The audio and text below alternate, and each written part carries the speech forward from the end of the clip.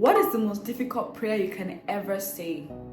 Now, the answer to this is more about the mindset behind the prayer than exactly what you are praying about. Watch this video to find out more. Hi, my name is Stephanie Audley and welcome to my YouTube channel. So, what is the most difficult prayer you can ever pray as a believer? The first time I stumbled upon this in the Bible, I remember thinking, oh my God, can I really do that? Is that possible to say that for myself? You know when you see a prayer and you're scared to say it just because you know that this might happen? But then I'm currently living in the answer to that prayer, or rather in the faith that I had for that prayer. So let's get right into it. I've already made videos in the past about why we should pray, who we should pray to, and even what we should pray for. But have you checked the prayer of Habakkuk chapter 3 from verse 17 to 19? I'm going to read it out for you, but I'm going to give you some context. Now, this is Habakkuk. He's in anguish, he's been crying about the redemption of his people. God had been silent for a while. There's been no word coming in, and it's been pressing heavily on his heart. But right at the end of, this is probably the last verses of this entire book and this chapter. Here's what he says. Even though fig trees have no blossom and there are no grapes on the vine, even though the olive crop fails and the fields lie empty and barren, even though the flocks die in the fields and the cattle barns are empty, yet I will rejoice in the Lord. I will be joyful in the God of my salvation. The sovereign Lord is my strength. He makes me as sure-footed as a deer, able to tread upon the heights. Wow. After really begging God for his heart desires, he uses poetry to basically say, Lord, even if my prayers don't get answered in this lifetime, even if the impossible things were to happen, I will still keep my joy in you. How possible is that? You're asking God for a baby, but God, if you never give me a baby, I'm okay. I'm going to be happy and I'm going to rejoice in you forever. How many people do you hear say that? I remember praying a prayer, Lord, keep this and do that, please, God. And then when I found out, I remember thinking, but if this doesn't happen, I'll be joyful.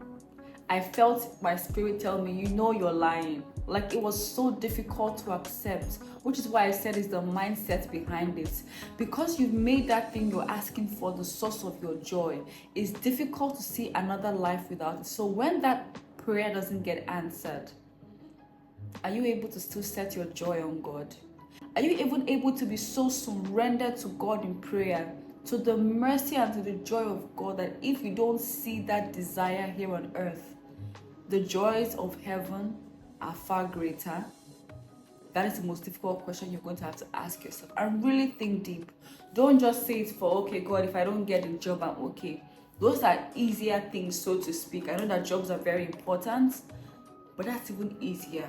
What about the big things? God, if you don't cure me of this, God, if this cancer kills me, these hard prayers.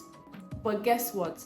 I'm here to implore you to pray the prayer of Habakkuk 3:17 to 19. First of all, it shows that you trust in God more than you trust in his ability to provide for you or do what you want. It shows that you prioritize the joy and the goodness of God over the goodness of your heart.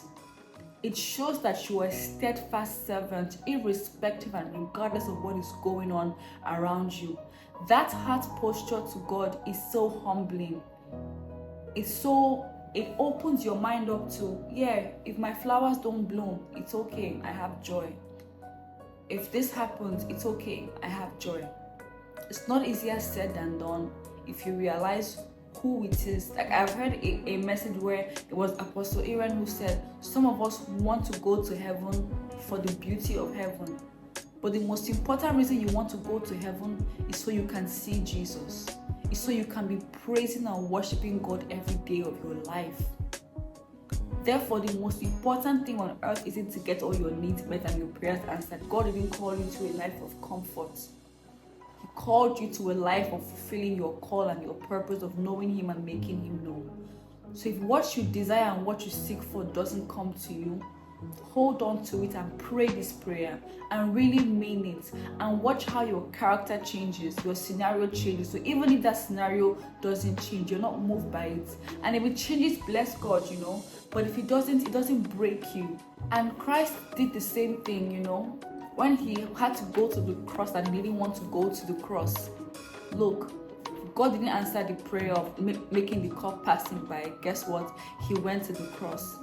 And if there's anything I feel like you should have learned from this channel by now, is that we do what Jesus did.